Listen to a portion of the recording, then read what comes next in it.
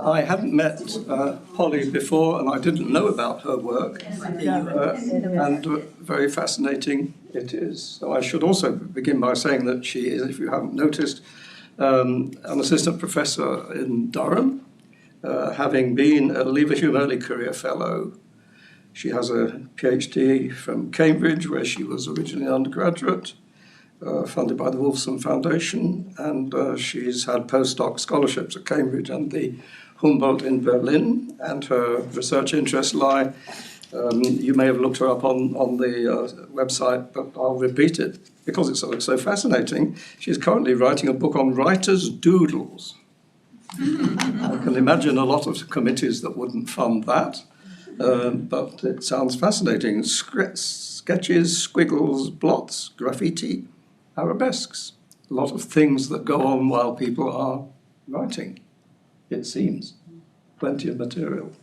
Anyway, this work is rooted in a long-standing interest in Itta Hoffmann, and she has, in fact, which is not in the information that you may have seen online, a joint project on Itta Hoffmann, together with Joanna Neely in Oxford, in the series of writers in context in Cambridge. The Goethe one came out that we did, I think, last year.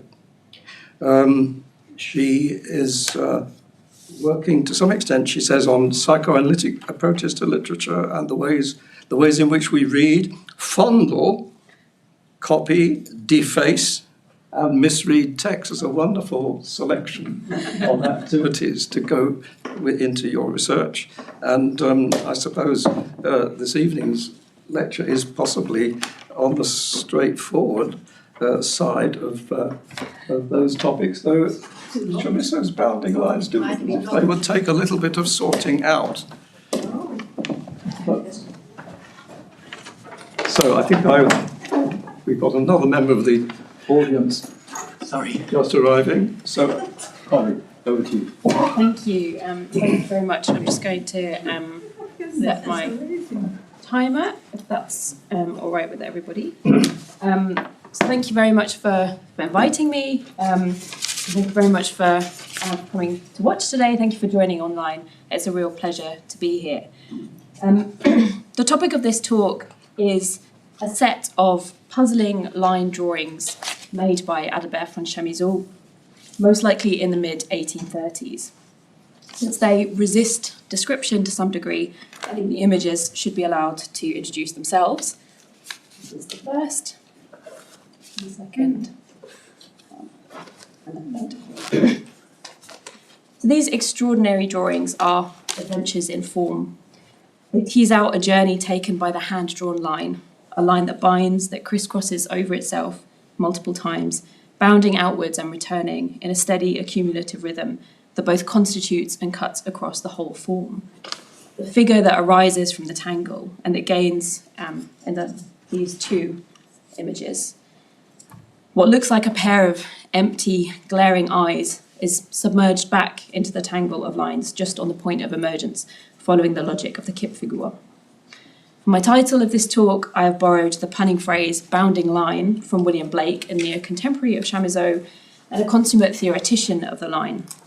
It is a phrase that neatly encapsulates, first, the dynamic motion of lines that course and bound across the page, and second, their capacity to draw meaningful boundaries in the sense of delineating or outlining a precise form. So this talk makes a case for paying sustained attention to the lines of continuity between the activities of writing and drawing. It's work that, as Jim has mentioned, feeds into a broader project on writers' drawings and doodles from the 19th and 20th centuries, and indeed the more kind of quotidian, anonymous act of doodling as a medially specific phenomenon, that is, one that happens on paper, and that encapsulates those moments of boredom, distraction, or contemplation when the act of writing slips or spills over into the act of drawing. So sometimes when I'm giving talks on this project, I feel the need to make a plea for the significance of doodles as more than imaginative, but ultimately meaningless or ephemeral flotsam. I think in the case of Chamisso's cryptic but dazzling productions here, that plea feels kind of less relevant. In their intense and mute complexity, I feel like they make their own case quite well. So today I'm going to think about these perplexing images as graphic experimentations in form, situating them in the context of Chamisso's notational practices in the poetry notebooks he used for the composition of verse in the 1830s, which then seemed to kind of burst beyond the confines of the note page. I argue that they partake in a wider set of graphic responses in Chamisso's draft works to the sensed experience of the pleasures and difficulties of managing complex verse forms, tightly bound metrical forms. But these images and their companion forms in the notebooks may also work as spaces in which to think both through and about linear form. At times, they look to me like mandalas. They have a kind of cosmic energy to them. At others, they look distinctly cartographic, like networks or webs. As is the case with the verse that Chamisso was writing at around the same time that he made these works, which was greatly concerned with global events and which has been associated with Chamisso's ongoing Aufschreiben or working through of his experiences on a 3-year voyage around the world on the expedition led by Kotzebue on the Rurik, 1815 to 1818. I will suggest today, on the one hand, that these drawings respond to the complex technical work of composing verse, but that on the other hand, they may also grapple on a more figurative or visual plane with the emergence of the world as a kind of imagined form, one that was increasingly conceptualized in terms of a network composed of nodes and lines. These images thus unfold both a visual haptic response to the limitations and affordances of poetry and some remnants of a representational impulse. And form, I guess, is the key word that helps me to follow the drawing's strange drift between these two operative planes. To sketch out a sense of how this might work, I am first going to move to slightly easier territory, to the earlier and more well-known portion of Chamisso's literary production, his most influential work of literature, perhaps, Peter Schlemihls Wundersame Geschichte, and specifically to the end portion of that tale, its final 3 chapters, and to the kind of thinking that they offer about global forms and networks. Those final 3 chapters of Peter Schlemihls Wundersame Geschichte have become well known for their disruptive effects. They break up the Märchen in formal terms and transform it into something both less familiar and more unbound. What has been, up until chapter 9, a Märchen taking place firmly on German soil, suddenly opens up. At this point, Schlemihl is both definitively outcast and potentially redeemed for having lost his place in society as a result of selling his shadow to the devilish grauer Mann in exchange for a bottomless sack of money. He has learned from his first fatal consumer error and has not given up his soul in exchange for the return of his shadow, as per the second offer made by the grauer Mann. It is here that Schlemihl assumes his role as scientist, committed to a new life dedicated to the natural world, travelling the earth by means of his newly acquired 7-Meilen-Stiefel, so the 7-league boots, which are in fact not new, but old, not only in the fact that they're second-hand, but also because they tie him into a much broader fairy tale tradition. So the horizons of the tale burst open, and it takes on this kind of global, vastly more open frame. But at this point, the text also feels curiously circular. It began with an already outcast Peter Schlemihl returning from some undescribed international voyage, such that the sale of his shadow to the grey man can perhaps be seen actually to confirm his status as exile, rather than being its cause. And the closing chapters of the novella are structured by reassuring cosmic patterns of circularity and enclosure that are echoed and confirmed by the Märchen form itself. As Heinz Brüggemann has pointed out, the Schlemihl who sees his reflection just at the outset of this final section precisely resembles the illustration by Franz Joseph Leopold, which introduces him to the reader at the very beginning of the text, couched as part of the fiction. So the later description of himself as he's looking at his reflection recalls in precise symmetries of wording and visual coding the clothes and the botanical specimen slung over his arm. It's like Schlemihl, seeing his reflection, has become what he was from the outset of the tale. bringing the narrative into alignment with its opening illustration in a kind of processual ekphrasis that also feels like a kind of containing structure. Bruggemann suggests that the tale traces a visual reconfirmation or reassurance of Schlemier's paper being, of his status as a subject of a process of Bildung, who is able, by the end of his story, to measure and survey the world and its vast expanses, but also as an object, both of his own self-reflexive scrutiny and of the reader's. Schlemier himself has become a kind of specimen, a botanical sample. So he writes, sich auf einen neuen Charakter ansehen, das Bild bezeichnet die optische Kodierung eines potenziellen Bildungsprozesses, zugleich entwirft aber die narrative Struktur selber dessen Figuration. Die Beziehung des vorstellenden Subjekts zu sich selber, die Verdoppelung des selbstbezüglichen Subjekts, erscheint in der Struktur der wundersamen Geschichte dergestalt, dass das der Selbstrepräsentation fähige Subjekt, der seine Geschichte schreibende Schlemier, gleichzeitig als Subjekt und Objekt, als Vorstellendes und Vorgestelltes, als ein sich im Repräsentationsvorgang selbstpräsentes dargestellt ist. And this sense of enclosure is mirrored on a broader ecological plane when Schlemier describes the natural world as a reicher Garten to which he will now act as steward or custodian. Gardens feature in earlier chapters of the tale as the settings for Schlemier's awkward scenes of courtship. They're governed by rigid class hierarchies and the ever potential danger or embarrassment of exposure as a shadowless man. Now, though, Schlemier is cultivator of his own space. When he discovers a cave, he declares to himself, "Hier ist dein Haus," a line in which he expresses some sense of what Taylor Egan has called the narrative of ecological homecoming, characteristic of settler colonial narratives. It's a kind of return to nature as one's own rightful home. Having been refused access on the basis of his shadowlessness to smaller bounded entities, the polite circles of German society, the heteronormative structures of the family, Schlemier finds himself reassuringly hammocked in a yet greater container. The earth itself will now be his home. And yet the closed circular system of this section is undercut in critical ways. So that return to nature paradigm, as Egan shows, is itself driven by a faulty recursive logic that ignores or overlooks the human's position within nature. And that position is often given in terms of a form that undercuts or antagonizes the self-confirmatory logic of the bounded whole. This is the form of the network.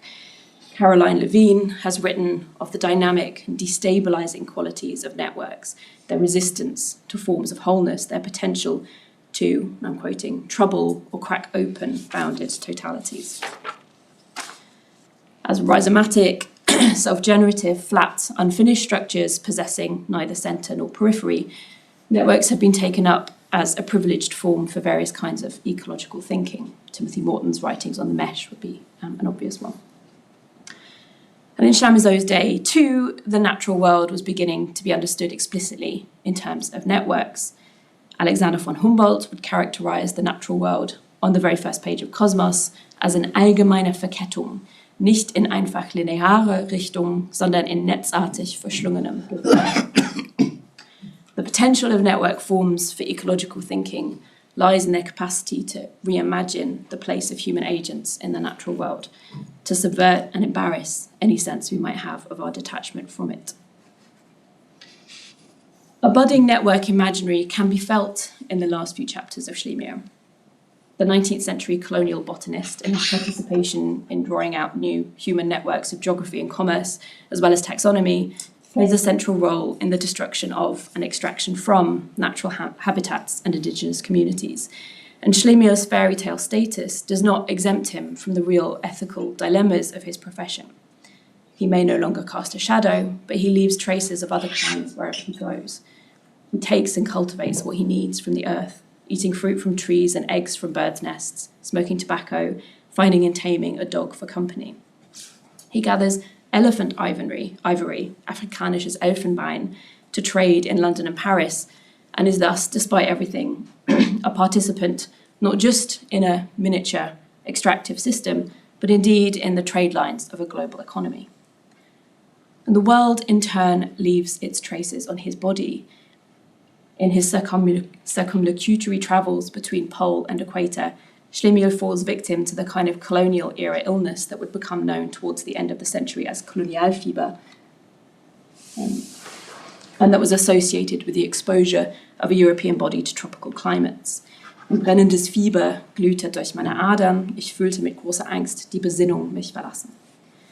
So in this way, the redemptive form of the Märchen is unsettled by the suffocatingly close demands made on his person and body by society and nature.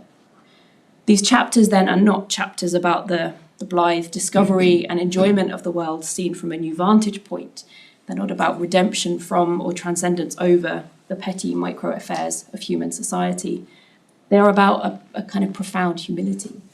The gardener, the custodian of nature, is implicated in nature in ways that supersede this relationship of guardianship. And so this unhoming of the world as a reassuring cosmic container is thus affected in part through the insistence of new network forms. Schlemiel, poised at the outset of the 19th century's rapid movements towards globalization, is both an inhabitant of the world and a witness to its disappearance as a singular homely entity. This would echo recent thinking about the movement from paradigms of the global to the planetary. What kind of place can we find in our natural world if we are simultaneously compelled to recognize our organic implication within it and compelled to forget the concept of world as a space of homely belonging? Schlemiel's exilic fantasy of a natural space in which he is fully at home is undercut by an awareness of the social, organic, and planetary networks in which he is bound up. For even with the cyborgian enhancement afforded to him by his boots, which of course allow him to travel across vast distances, Schlemiel is unable to reach the South Pacific and must come to understand that his project will never be complete. In recognition of this fact, he comes to name the world he had formerly declared his garden, his prison. Ich setzte mich endlich auf die äußerste Spitze von Lombok nieder und das Gesicht gegen Süden und Osten gewendet, weinte ich wie am fest verschlossenen Gitter meines Kerkers, dass ich doch so bald meine Begrenzung gefunden. Incidentally, this sentence is repeated almost verbatim, just a paragraph later on his return to the same spot, giving it, it's obviously a sort of repeated moment, but the wording was almost too exact to feel right. It's almost got the quality of a printing error, though I don't think that's what it is. Implied within the logic of the Kerker are the contradictions that inhere in the custodian or custos, which shares a Latin root in custodia with custody and its derivatives. So as custodian, Schlemiel is also jailer, caring for and holding hostage at once, and then he too finds himself imprisoned, bound by the world's own hostility to his ambitions, limited by its boundaries and blank spaces. When Adelbert von Chamisso returned from his Weltreise in 1818, he brought back with him a herbarium of some 2,500 plant samples taken from the North Pacific, Hawaii, and California. His name is inscribed permanently within scientific textbooks. Some 60 plants and animals bear his surname in their Latin scientific designation. His travel accounts documenting his experiences on the Rurik expedition, especially the Tagebuch, which was published in 1836, have been acclaimed for their mild, self-reflective moments of humour targeted towards the awkwardness of his own presence in the landscapes in which he finds himself, for their embarrassed attention to the place occupied by the European traveller, and to the subtle ways in which he's using and altering his environment. So both Schlemiel and Chamisso are committed to an awareness of the self that gestures towards the beginnings of a kind of planetary responsibility, and that is bound up for both in their contributions to the natural sciences. The felt disappearance of the world as a single homely form over Schlemiel's horizon, as it were, as he sits and weeps, goes hand in hand with what Michael Rothberg has recently written of in terms of our status as implicated subjects. This is a way of framing the modern subject's presence, participation, or entanglement in, quote, the powerful structures of inequality and deep histories of violence that define our contemporaneity. Schlemiel comes to describe his scientific work as a großes Fragment, and in doing so, again, in this note of deep humility, positions himself as part of another network, acknowledging his place within a wider community of scholars. To return to Bruggemann's visual logic, in which the surveying subject collides with the specimen under scrutiny, we are reminded that even the supposedly wide-ranging visual surveillance of the scientist is partial and inevitably circumscribed by the frame of the individual human body. And indeed, when Schlemihl wakes up ill in his hospital bed, this is after he's fallen into this kind of swoon. He wakes up in a dreamlike hospital space called the Schlemihlium.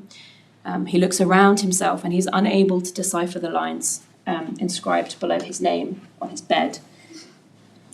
Auf der Tafel standen noch unter meinem Namen 2 Reihen Buchstaben. Ich war aber zu schwach, sie zusammenzubringen. Ich machte die Augen wieder zu.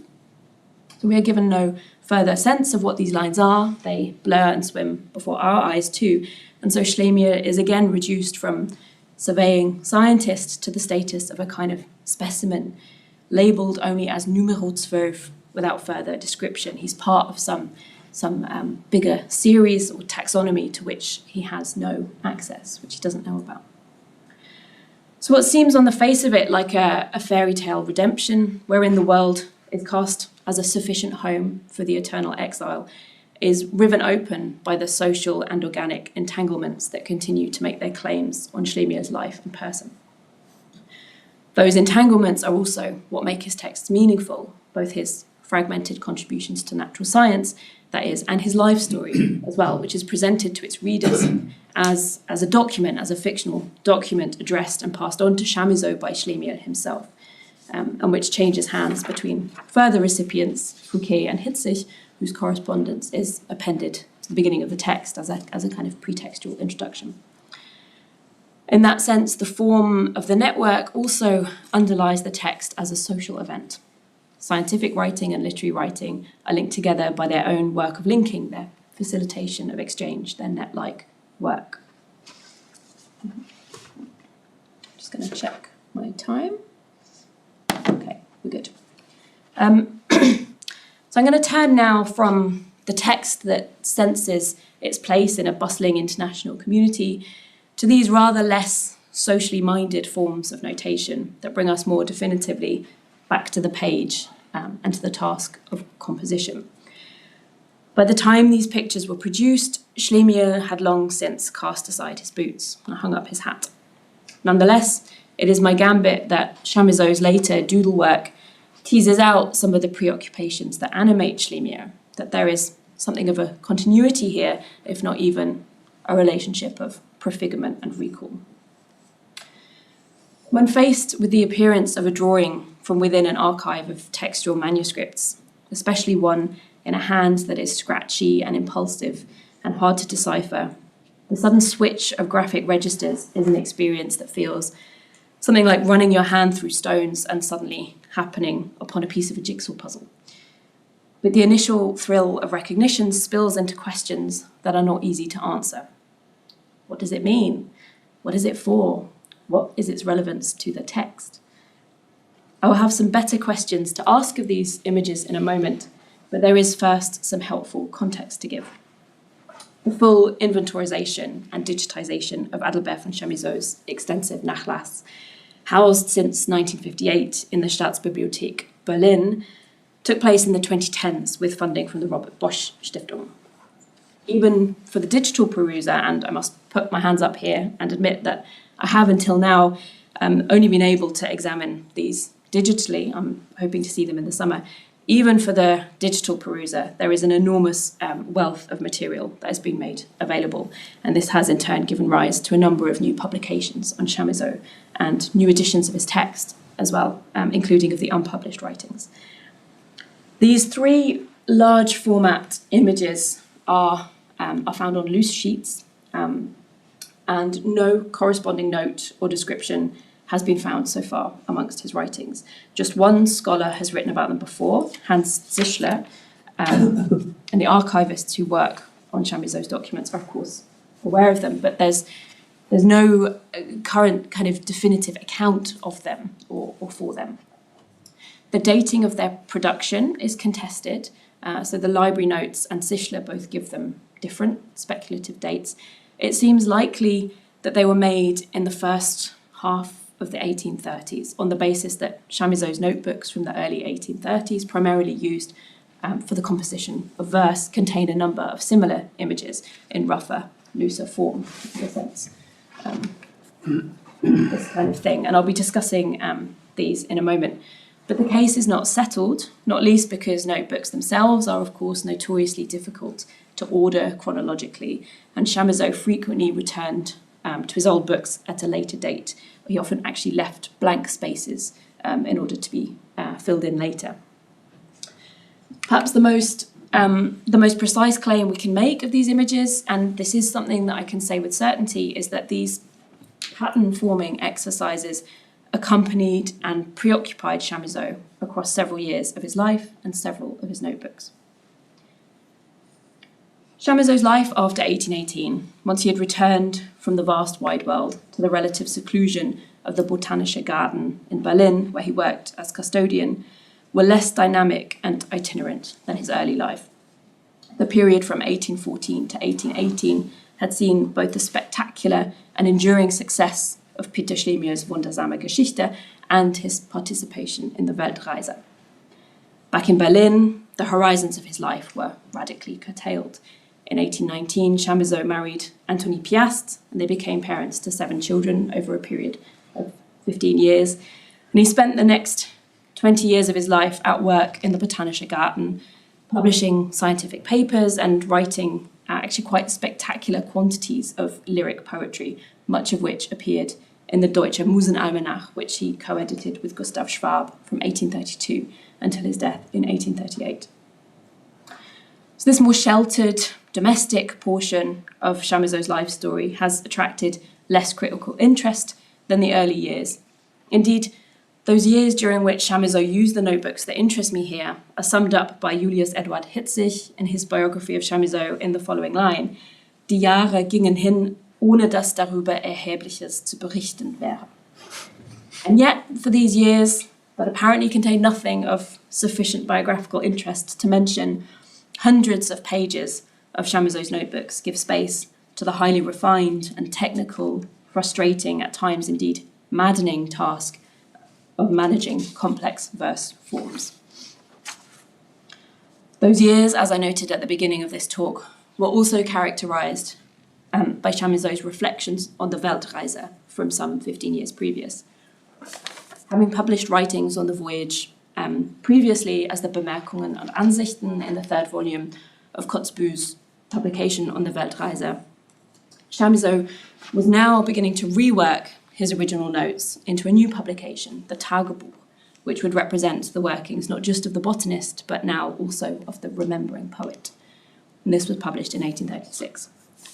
In preparing this work, Chamisso occupied himself intensively with the materials from his voyage. This renewed engagement colours the poems he wrote in those years. It's verse that has been noted for its cosmopolitanism, for its international outlook. Ernst Osterkamp has termed it das welthaltigste lyrische Werk, das die deutsche Literatur im 19. Jahrhundert hervorgebracht hat. So it's in this context and from within this working environment that his drawings here took shape.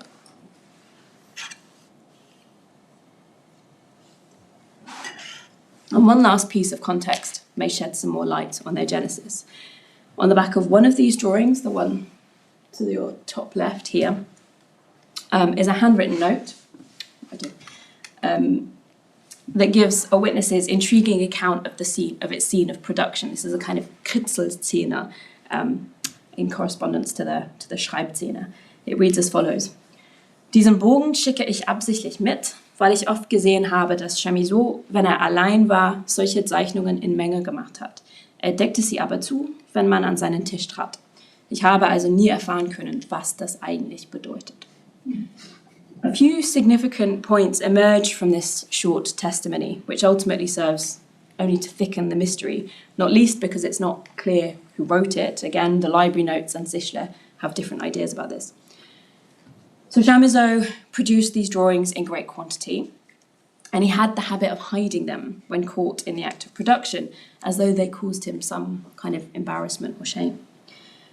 This ties into long-standing cultural characterizations of doodling as an act of private rebellion against work, a subversive act. David McLagan calls them a kind of graphic truancy, a form of private miniaturized graffiti, as the hand and mind, distracted from some other task, allow themselves to be absorbed in the private pleasures of the pen or pencil. In such readings, a doodle is an alluring interruption of ordered work, a pause from sanctioned notational activities. What is also significant about this testimony is its implicit but absolute conviction that the doodles must mean something, that they are bedeutsam in some way. This was my initial response to them too, that they must be legible, decipherable. I thought they were probably mathematically or scientifically determined diagrams. They have, for example, a remarkable similarity to patterns used for lacework. I think this similarity is incidental, but it's there. I think there's a kind of undeniable hope or belief that they can be explained. And one of the reasons that they are so fascinating is that they ask us, I think, some really fundamental questions about reading. What is worth reading? What is worth not reading? Can an image count as text? If we choose to pay attention to a body of work that predates the technological emergence of a printed text, what part of that work can we happily ignore? I would like to offer the not completely consoling suggestion here, based on my observations of Chamisso's other patterns in his poetry notebooks, this kind of thing, that our interest in these images need not lie in our deduction of a singularly determinable content or meaning. They may instead be read more productively in something more approaching the terms of poetry, that is, as a kind of medially and formally bound thinking. I turn here to W.J.T. Mitchell, who suggests in an essay called Showing Seeing that we ask of our images not just what do they mean or what do they do, but what is the secret of their vitality and what do they want. And it's that vitality that I find especially kind of helpful here. Independent of its representational or semiotic content, such a form may represent less a pause in thinking than an intermediary point or a thinking through, an embodied trace of thinking, inasmuch as we accept thinking to happen not only in our minds, but also in our hands as they work with and against the pencil or pen and across the page. Of course, I'm bumping up against what is sometimes called the extended mind theory in cognitive psychology, without really going there. Michael Schmidt makes a similar point in the context of Chamisso's notebooks more generally. He says, dass Adelbert von Chamisso zeichnen oder mit dem Bleistift denken konnte, ist bekannt und in zahllosen Skizzen seiner Notizbücher belegt. So Schmidt doesn't elaborate on what he actually means by this kind of thinking with the pencil, but in taking this kind of suggestion seriously, the suggestion that these forms might situate thinking itself, what we might call a kind of compositional thinking, I will put forward some provisional thoughts here, central to which is W.J.T. Mitchell's important note about vitality. So Chamisso's notebooks are crowded landing spaces for all kinds of life forms, observations, notations, and puzzlings through. Sketches of organic forms, hasty self-portraits, lists of numbers, and pictures of buildings jostle against lists of people and places, notes and quotations from history books, newspapers, magazines, and long lists of rhyme words and experiments in scansion. And so too emerge from these pages a number of experiments with line in which the overriding logic is not one of representation or observation, but one of the line's own sheer dynamic force, which occasionally tips over into the self-destructive energy of the scrawl or the scribble. These experiments are, to my eyes at least, early versions of the same patterns as the large format pieces reproduced in those bigger images. It might be that the notebook versions furnish us with a kind of evolutionary framework from which the standalone images are extracted and written up in the same way that the final clean versions of Chamisso's poems were copied into his 4 poetische Hausbücher, and the shift from pencil to pen is the same too. In each, the line appears to attain its own kind of life force, one that exceeds or troubles the sense-making imperatives of our conventional graphic registers. In an essay on doodling in a completely different context, that of Napoli bankers in the 14th century, doodling on their ledgers, the art historian E.H. Gombrich argues that one of the distinctive characteristics about the activity of doodling, so a kind of distracted drawing that you do when you're supposed to be doing something else, is that it engenders a certain element of surprise at what the drawing hand has created. And this idea of a kind of surprise or bafflement is echoed by other theorists of doodling and amateur drawing, thinking of psychoanalyst Marion Milner, anthropologist Michael Tausig, who's written about his own notebook drawings, art historian and practicing artist Jim Toob, for example. Across his notebooks, Chamisso demonstrates a seeming willingness to experiment with a kind of surprise, to provide it with a frame and let it take shape on its own terms within the bounding constraints of the notebook page. There is something particular here, and this can surely be said about the composition of poetry too, but I think it's more particular to the case of the doodle because of its emergence as a non-verbal form from within pages covered in text. There is something about the genesis of a kind of otherness on the page. Jane Bennett has written about her own activity of doodling as an activity which is carried out by a human subject, but that seems to carry on all by itself. So she writes, "The doodle brings obscure news of a netherworld in which I partake. It is somehow subjective without being the expression of an interiority all my own." I think what she's trying to say here is that this is an activity that seems to express some kind of life force that does not belong entirely to the subjective self, because we're not entirely in control of it, I suppose. So where psychoanalysis and surrealism predictably claimed the doodle for the unconscious, sometimes under the label of automatic drawing or writing, Bennett brings up the potential for a kind of ecological thinking that seems quite in fitting with Chamisso's general concerns, not just as a botanist, but as someone who, as I've already suggested, seems to have had an abiding interest in planetary networks and in what they might do to human agency, with a keen sense of humility couched in a scientific worldview. And we might develop this line of thinking in another way, too, to suggest that the line drawings combine a kind of formative energy with a resistance to formal order that reflects something in Romantic period understandings of organic life forms.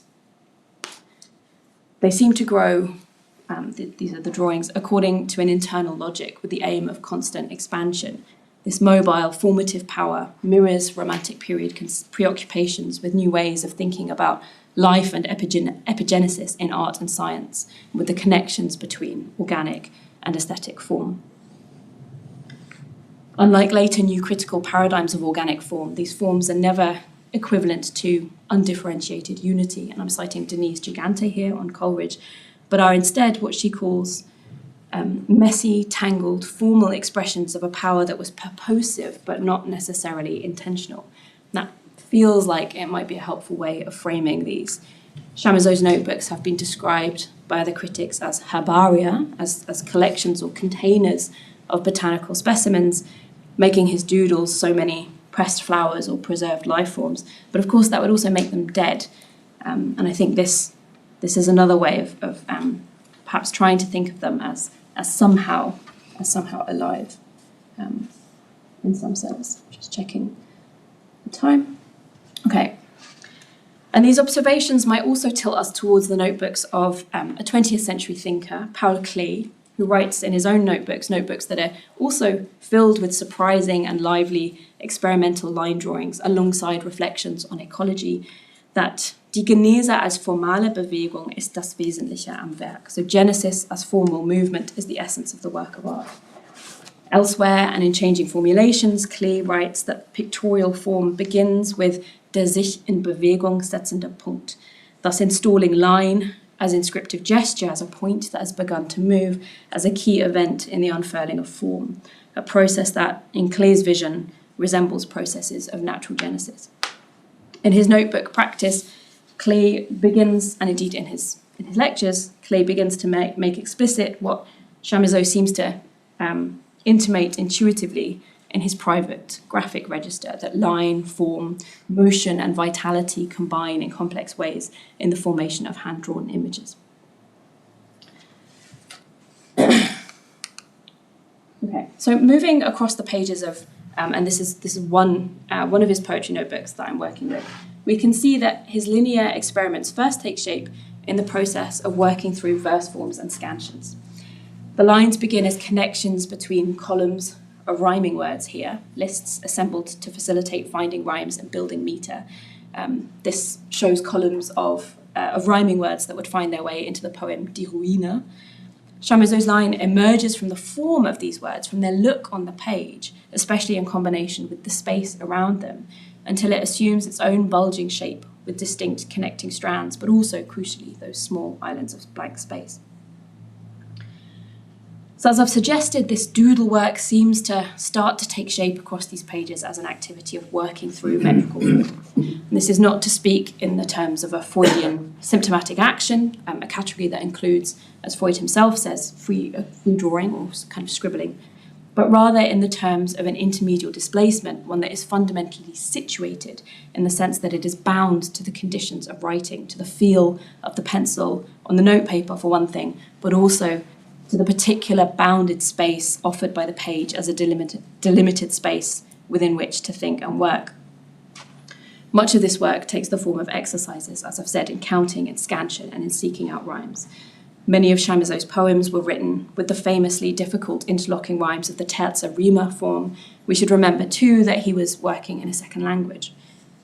Chamisso's doodling responds to the productive constraints of verse forms as described by Alex Freer, who writes that the poetic restricts and limits, and poetry finds its own kind of thinking in precisely this difficulty and restriction.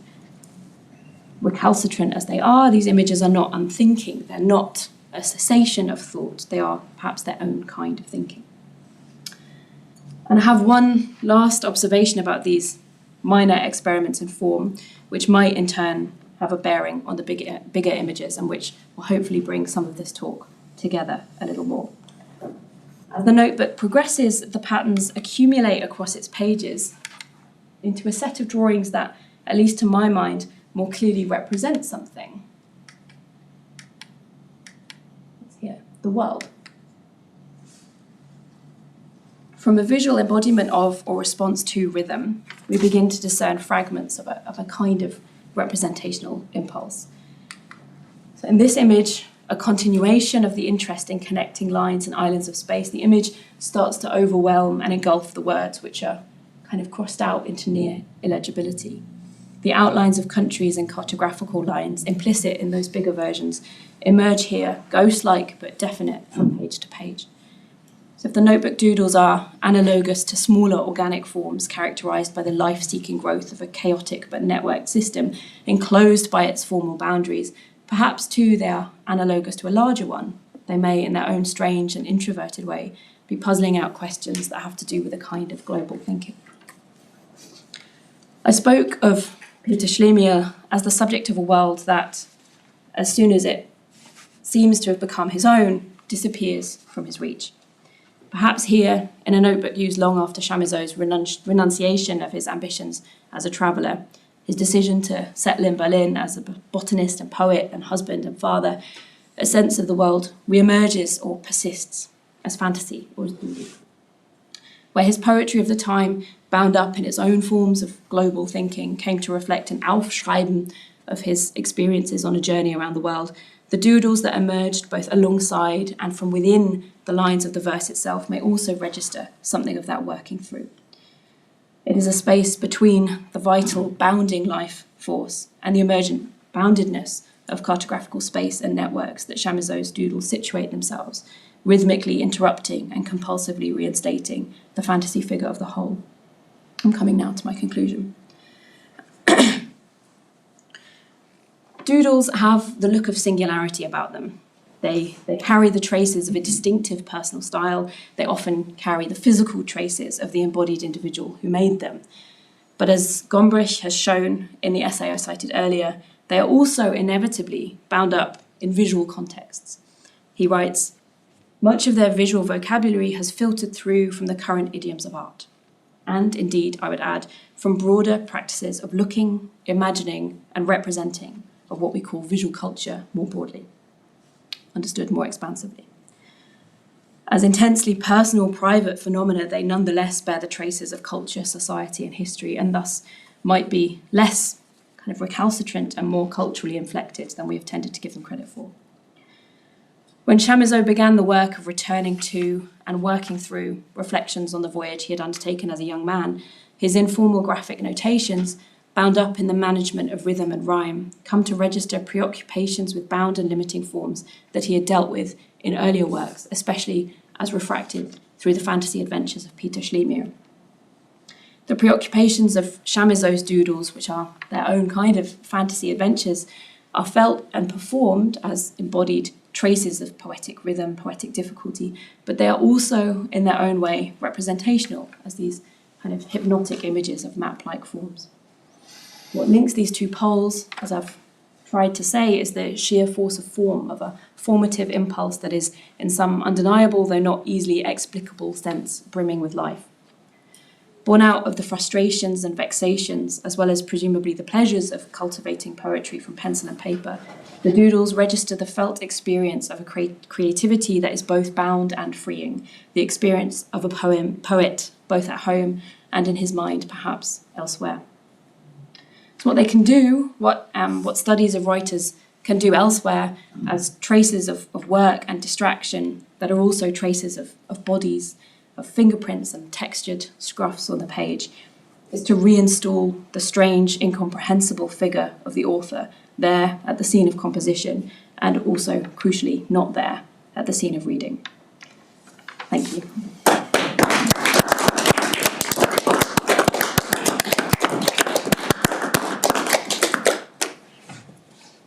Thank you very much for this fascinating merging of the visual and the textual, and I'm very happy to take questions from both within the room but also from those who are joining us online. Feel free to raise your hand or just turn your camera on and your microphone, or just put something in the chat. Yeah. Any questions here to start us off? Thank you. I thought that was an absolutely marvellous paper. Thank you very much. Fascinating, completely fascinating. I remember from teaching Peter Schlemihl that the thing that students always used to first spot was the name Dolland in it. Because he has a telescope that's made by Dolland, which we know from the opticians Dolland and Aitchison, who don't exist anymore. They're taken over by Boots, I think.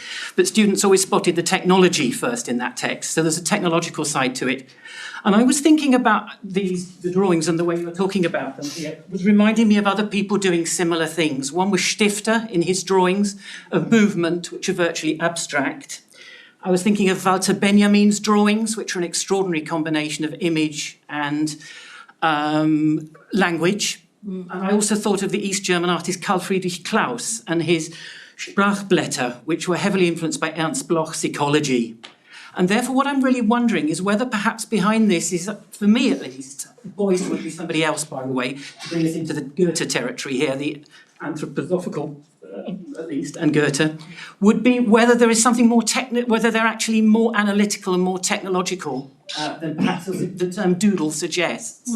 For me, a Dolland lens, Dolland was famous for making its lenses, could be used in a telescope or a microscope, i.e. the macro and the micro.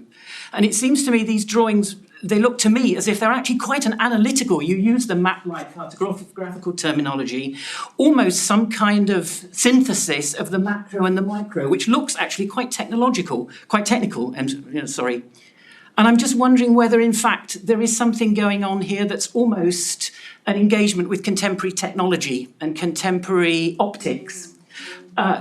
Benjamin would have called them constellations, and as far as he was concerned, a constellation could be through a microscope or a telescope in that sense. I wonder if they're constellatory in that sense, and he's almost combining the looking up astrologically, astronomically, and looking down through a microscope. They seem quite technical to me. No, they're magnificent drawings. They're so precise. They are. They're really precise, and they're just so wonderful, and they are so precise. And it's the fact that they.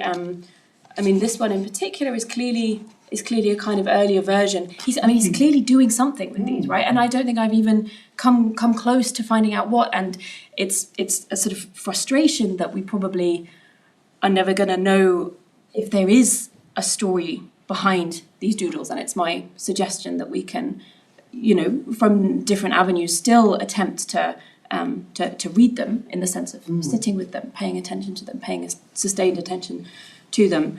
I think the technological side of things is really interesting. He's also really obsessed with numbers. He has these blocks. They look like kind of Sudoku style squares with numbers. And I've tried, and I'm obviously not a mathematician, but I've tried to work out what might be going on with them, because clearly something is going on with them. There is a kind of work here that seems to be beyond or separate from, but clearly also somehow related to the other work that is going on in these papers. These are all the poetry notebooks.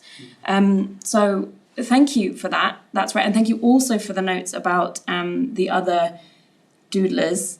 One of the great things about this project is that everyone's always got a doodler to add to the mix. And actually the project has expanded significantly and has had to become a little bit less author-centric, because actually there's almost no one I can find who worked with pen or pencil or paper who didn't have some kind of idiosyncratic manuscript practice. And obviously all of them were working in slightly different ways, and part of the dubious role that I'm trying to give myself is to make some kind of general claim about the doodle as form, but clearly it's so fractured that that's only ever going to be a very general claim.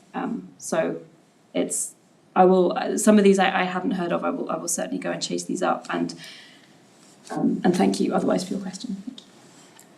I don't know if it's relevant. Did he ever draw plants? Yes. I mean, he was a trained botanist, so that's a big part of what he did. And the notebooks that he used when he was travelling on board the ship, I think that they'd employed a separate draftsman, someone who did the drawings, but he too often took very quick sketches of botanic and organic forms as well, lots of sea life and shells. I think I included one, shell-like forms. And these, I mean, that looks like a kind of sea form, but it also bears some resemblance to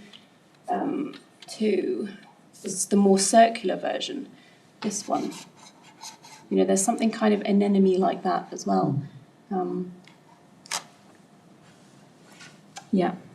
Some of the outlines, I mean, I don't know very much about it, but he's almost grappling with fractals. It's sort of there's an infinite number of ins and outs. And this one, I don't know if you noticed, this one has arrows on the line, which definitely I've tried. They point to the direction of flow, which is also a kind of extraordinary thing. And I think again there's a sort of clue that there's something sort of bigger going on here.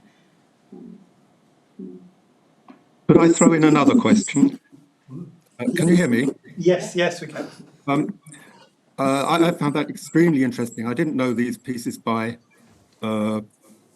Chamisso at all, but clearly they fit into the long history of visual poetry going back a couple of thousand years, and that to me provides the main context. But what specifically comes to mind here is that these drawings are purposive, as the first speaker mentioned, rather than doodles, and that they recall Chladni's Klankfiguren of 1787. Unfortunately, my camera isn't working and I can't show them to you. No. But Chladni had, I expect you know them, don't you? I've heard of them, yeah. Well, there's a wonderful book, 1787, with about 12 plates. And what Chladni did was to take a plate of copper or steel, cover it with sand, and then play a bow on it as if the plate were a musical instrument. What he found was that depending on the note, the sand created different formations, visual formations, which Chladni called Klankfiguren. Novalis takes this up in Die Lehrlinge zu Sais in the opening paragraph. And the point of interest here, of course, is that Chladni discovered a synesthetic relationship between the acoustic and the visual in the same way that subsequently it appears Chamisso is creating a synesthetic relation between the mind and the visual. And there's a very strong overlap between the drawings that Chamisso gives us and that Chladni does. And because Chladni's drawings went the rounds, even Goethe had Chladni playing to him. It's an essential, to my mind, an essential romantic background, because although Chladni was an Enlightenment figure, it was really in the Romantic age that he got taken up. So I don't know whether that's a question or an observation. Well, either way, it's extremely helpful. Thank you. Yeah, no, I've heard of the Klangfiguren and read a little bit about them, but I will definitely chase that up. That's extremely helpful. A little note on the word doodle. I actually don't sort of think that these are doodles in the classic sense. And there's a problem with that word in this context because it's not a German word. It doesn't translate easily into German. It's actually got a very specific American context. It was coined in its in this kind of current meaning seems to be in a film of the 1930s. I'm using it as a kind of provocative way in. It's a way of thinking about the relationship between text and image, and specifically the relationship between work and play, which all kind of feed into these images, even though these are obviously kind of immensely laborious and precisely technical pieces of work or art or whatever they are. But thank you very much for that. That's extremely helpful. If I can quickly just come back, the term constellation comes from Mallarmé in Un coup de dé. That's where it gets taken up by Benjamin and also by the concrete poets, by De Campos and these people. So it's a bona fide term that could be more precise than doodle. Yeah, that's great. Thank you very much. Thank you. You didn't at any stage mention a self-commentary. If there had been such a thing, I'm sure you would have mentioned it. So what are we to think about his attitude to his own doodles? When you do so much of something, you have to be aware that you're doing it. And is there no sign of a response, as it were, of Chamisso to his own activity? That only makes it all the more mysterious, because presumably it is then expressive in some sense without his being aware of what is being expressed or why he is expressing it in that form. Yeah, no, I mean not that I've found, and I will continue looking as I continue this work. But no is the short answer, and I wish there were. It would clearly be an extremely important part of the puzzle. And I think when you find something like this in the notebooks of a writer, the question of intention, it just kind of smashes you in the face. You cannot anymore sort of discard it. Just as the author is kind of there, embodied on the page. So again, I don't have much more to say than no, but I will look for it.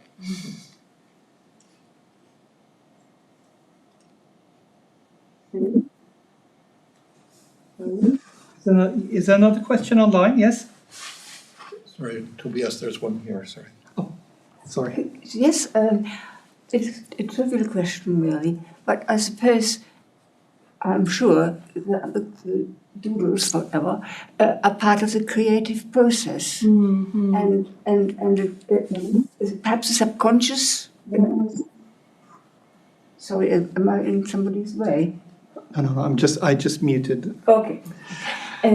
So I wonder then if a fair number of writers have used that element, whether subconscious or not subconscious. Well, what do people do nowadays? Because who uses pen and paper? Yeah, and this is kind of another direction in which I'm thinking of taking the book, not in terms of, being in any way sort of skeptical about technology and the great advances it has made to creative processes and editing processes and all this kind of thing. But you're absolutely right. I agree with you. I think it's worth being curious about the particular forms of creativity that are bound up with the very particular activity of moving pencil or pen across paper. I mean, I remember, I'm sure many of us have memories of being told off for doodling in our notebooks at school. And I would say that now in my lectures, I normally see one or two students taking notes by hand. And I always kind of notice them. So I think it's, yes, the ways in which we write and think are changing, and that's worth reflecting on. Absolutely. Someone? I don't think so, no. I might just point out in that connection there are these writable things, or whatever they're called, that you can write. Pens, and Apple then pens. it can be transferred into a machine-readable text afterwards. But I was just wondering that you never mentioned that, these, to me, these look like the two top ones here, and that other one that looks like them with eye holes, look like masks. Yeah. Yeah. No, they do. I mean, and in a way they're reading us, aren't they? And I thought about it in terms of the Kippfigur, because you can kind of zoom in and get lost in the tangle of lines, and then you come out and this thing is staring at you, and then you look at the other versions that don't have eyes, and it feels extremely messy, and yet in some sense again extremely precise. But yes, you're right. I had thought about the masks. They do look like eyes.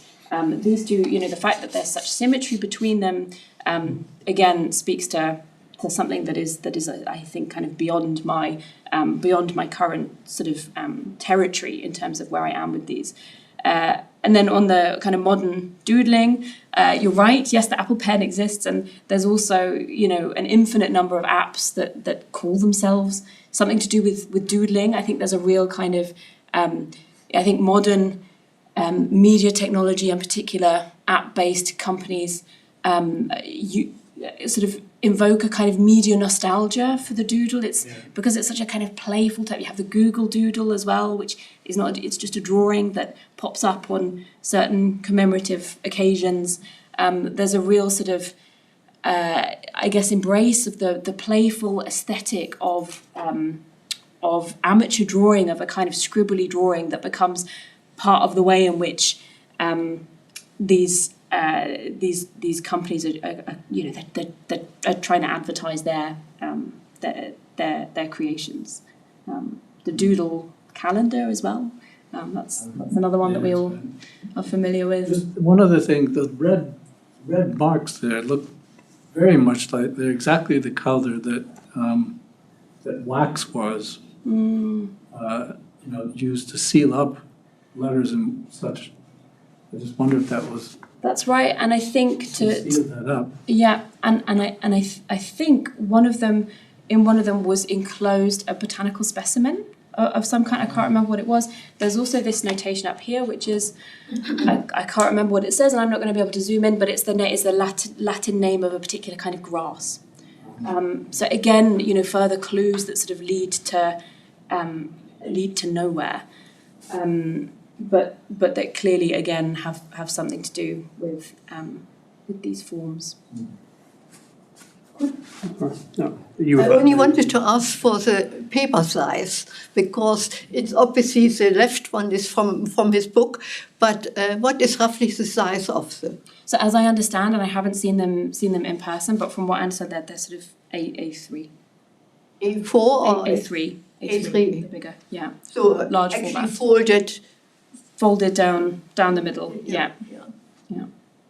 Because one can't quite No, I know. It's impossible, isn't it, on the screen to really get a sense of how they work, and of course, you know, So you were not able to handle them even. I haven't been able to see them yet because for various reasons, but I will be. Especially the ink ones would be interesting to see. You can't find anywhere where he puts the pen and then with ink. There should be some plots or something. That's true. It's not there. That's true. Yeah. Yes, there's 3 more questions in the room, I think. Really? Yes, please. Oh, great. Oh, thank you. Yes, thank you for your lovely talk.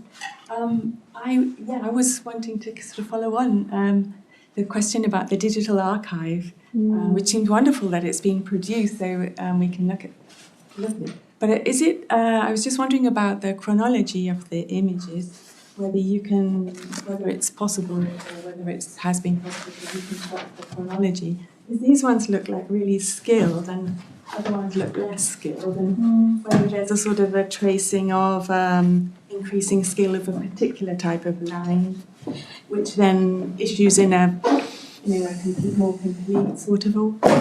Yeah. Is there that sort of? Yep. So for the 2 top ones, and again on the back, they have dates that it's unclear who wrote them. One is dated 1834, and the 4 is crossed out and replaced with a 5. And then the other one is the same thing, but 1835 crossed out and replaced with a 6. And that lines up with the ink that was used to create them seems to be the same kind of ink that Chamisso was using in the sort of later portion of his life. So it does seem to be a sort of 1835 onwards kind of production. For the circle one, I'm not sure. And it also looks like it's on different paper as well. And it does seem to be a kind of related but separate sort of picture, doesn't it? There's also, I think these 2 have a distinct story that has to do with, and this is a particular workbook in which he's actually working on the Hawaiian language. This was another thing that he did, where you find the most kind of similar earlier versions of the pieces, and that's done in pen as well, whereas the others are in pencil. And obviously, you know, I've been kind of hugely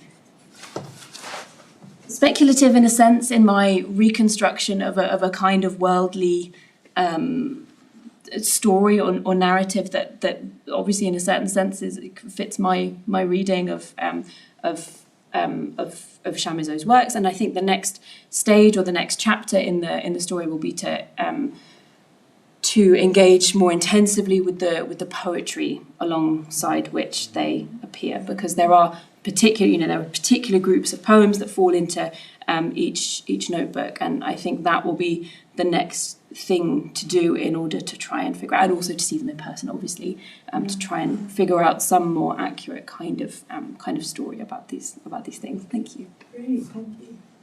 Yeah, thank you so much.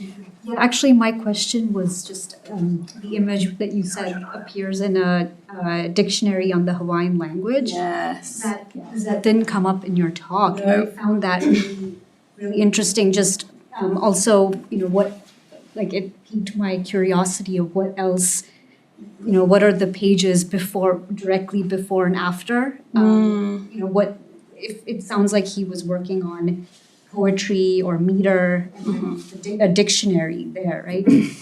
So I think that would be really helpful to know, what's in the page before, after, and are there patterns when that drawing from the Hawaiian dictionary?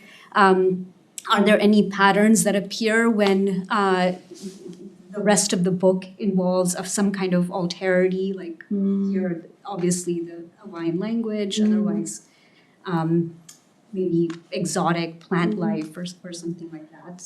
So it's again, and it's the notebook that I've engaged with probably the least intensively, because it's been harder to sort of to work through. But again, clearly something that will be very helpful. Again, it's lists of words, obviously, and again, a real engagement with the look of the words on the page. And I think, underlying this all has to do with the combination of line and kind of pool of blank space, and some sort of engagement with how that looks, and treating it as though it were a kind of found object from which to respond, because these, they don't come on their own, and I think that's a really important part of this, right? Is that they come in as a multiplicity, as a kind of swarm of images that build off, that bounce off of one another, regardless of what they're doing or what the, what kind of impulses feed into them. One of them has to do with the sheer look of words on the page. There are there are patterns of stones in that book as well. I think there are very few actually representational drawings in that one. It's also a much shorter notebook, and I think it's annoyingly kind of confounds the timeline a little bit, because I think it's from, and I don't have the dates in my head, but I think it's from a little bit earlier on as well, which has led the library to offer a much earlier date for these images. So it's messy, but I think again an intensive engagement with the notebooks, both the poetry ones and the Hawaiian dictionary is the obvious next step. Thank you. Is that okay? Yeah, thank you. Yeah, thank you so much. I've been trying to formulate a sort of encompassing question while others have been speaking. It seems to me in a way that the drawings could be seen as, if you like, analogues or outgrowths of the shadow itself in Schlemihl, which is, after all, famously meaningful and yet resistant to determinate meaning. Their form and their not form.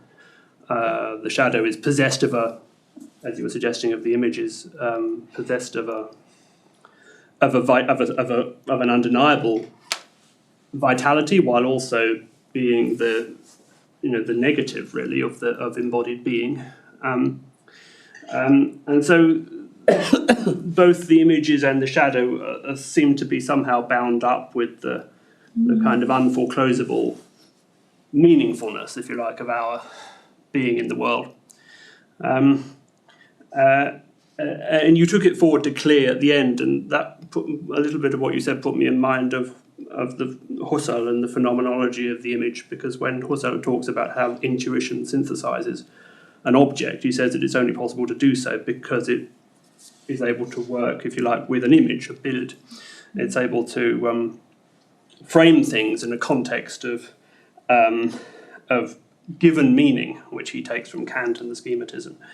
And that we're able to range over the different aspects of an object, and we're able to synthesize the different aspects of an object precisely because we know that they're going to be there even before we encounter them, and we know that we're going to be meaningful even before we can articulate a meaning for them. And indeed, the whole thing is going to constantly be a kind of ever, a deepening of meaning, which we will never be able to lay hold of. And Husserl's word for the kind of aspectual richness of the object is Abschattungen.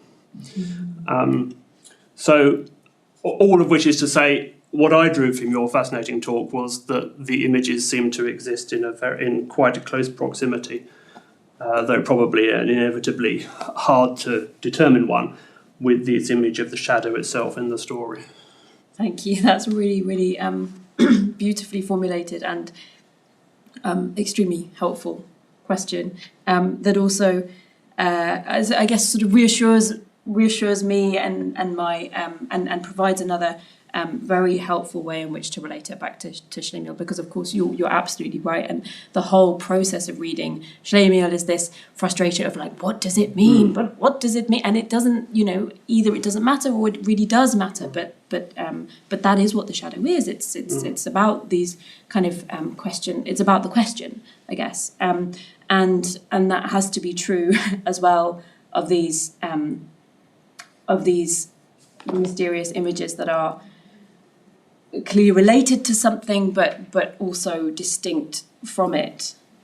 So that is, that I thank you. That's extremely helpful, and also I suppose a kind of note of permission for the critic to to engage with and that's what reading is too, right? And that's why I think they ask us some really helpful questions about reading, like to what extent are we, how much imagination can be bound up in our readings of things, and what does reading mean? Is it this sort of hunt for a kind of source hunting process, which inevitably it sometimes is when you're working with archival documents, but what else can we legitimately bring, I suppose, to things that appear before us or that emerge before us on the page? So thank you. And the Husserl thing, I've written down as much of it as I could. That's it's very helpful. Thank you. There's one more question in the room. Shall we make that our final question? Well, I'm also fascinated by what you were describing here, and I'm so glad this is the image that's on the screen with the Hawaiian vocabulary list. And I come from the University of Hawaii. And so I look at this, and it looks very Hawaiian to me. And it's not that it's a representation of a Hawaiian image exactly, but it's an allusion to it that is, that I was thinking of already, but when I first saw this image, and before you had said what it was. So, I mean, it's, maybe that's something about me, but I think if you look at some Hawaiian pictures of Hawaiian idols, you'll find that this would be because this is memory for him, right? He's not trying to draw a picture of something that he's looking at. He's something in memory in connection with the language is, I don't know, welling up in him, and he's producing this in a particularly interesting way. And I think the other part about this whole set of pictures you're showing us is the kinesthetic part of it. Yeah. That he's moving, he's moving his hand constantly in producing these, and we're seeing that movement of the hand, the tactile part of that as also. So anyway, I see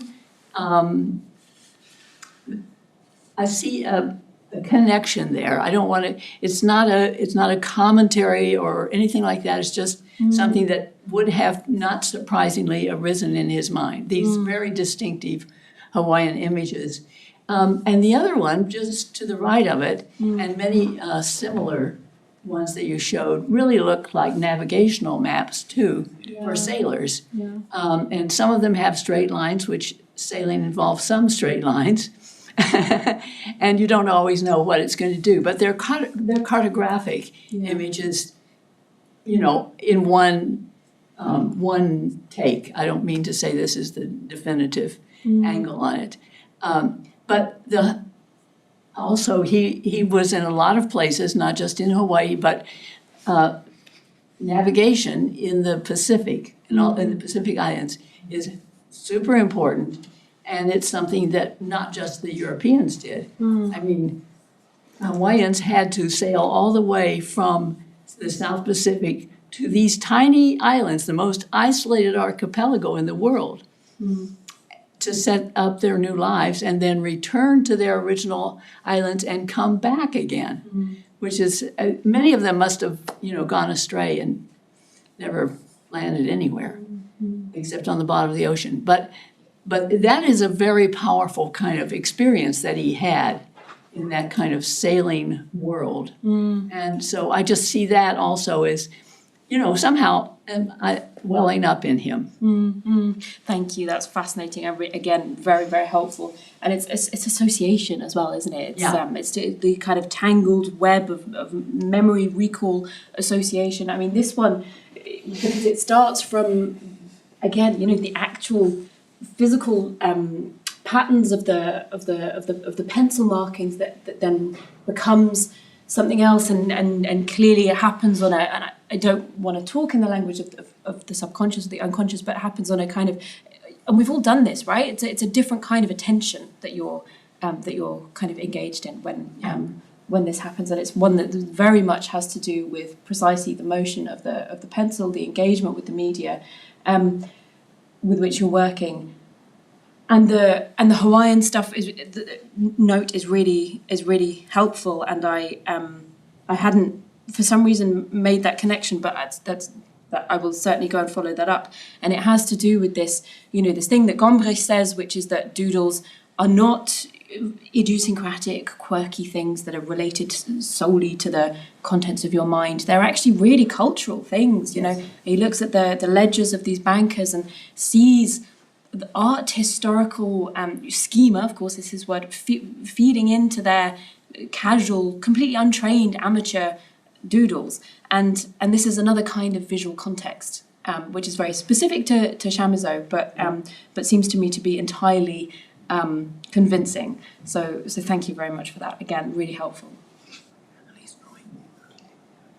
Well, thank you everyone for this intriguing discussion, but most of all, thank you, Polly, for your marvelous talk. Thank you.